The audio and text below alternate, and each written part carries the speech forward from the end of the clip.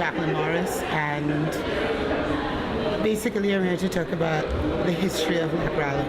And to start the history of Lacralo, we have to go pretty much all the way back to 2003 or 2002 thereabouts, and the World Summit on the Information Society.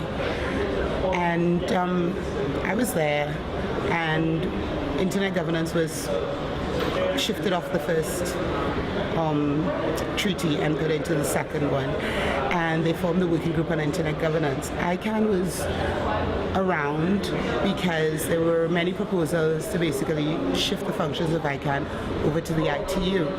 And I remember having many conversations with people from ICANN where they were touting to me the multi-stakeholder model of ICANN and how wonderful it was. And I did my research, and a lot of us were concerned. So we did our research and we looked it up, and we said, but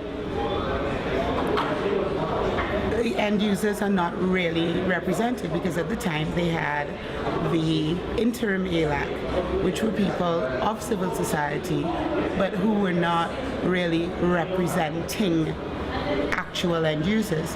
And the proposal to create regional organizations and at-large structures, which would have been organizations that dealt directly with end users, to somehow be agents of ICANN in reaching out to end users, getting information to and from them, and getting input from them, it was in the bylaws, but it hadn't been implemented. And after the WSIS, well, somewhere around 2004, they decided, yes, let's get a lot of us who were in WSIS said, let's get involved in this and let's see if we can make this happen. So, applied to the NOMCOM, came on board in ICANN. I was one of the members of the at-large advisory committee, but the interim at-large, because we didn't have any rallies yet. And we started, and we went around looking for people to join us in this endeavor. And in 2006, we had the first formation meeting for Rallo, which was Lacralo, and we had that meeting in Buenos Aires. And Carelton could tell you more about that meeting, because he remembers exactly how he got to be involved. Well, I'm Carelton Samuels. I, at the time, was CIO and University Director of IT at the University of the West Indies. And I had already started an internet governance forum along with a colleague of mine named Courtney Jackson, who was the Deputy Director in the Office of Utilities Regulation in Jamaica. And in preparation for the WSIS, a colleague of mine named Roderick Sanderton had a preparatory meeting which he invited me to.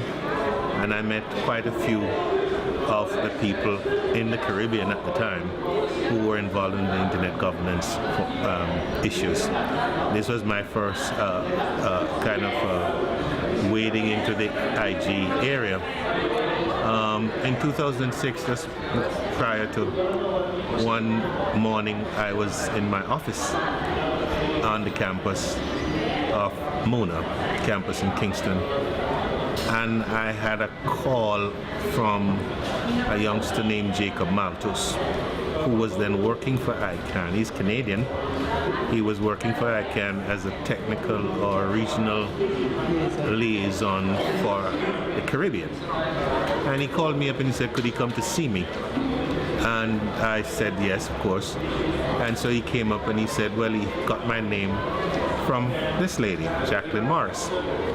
And he wanted to know whether or not I would be interested in participating in a new governance organization that they were trying to build for the Latin American Caribbean region. It was like a Tuesday.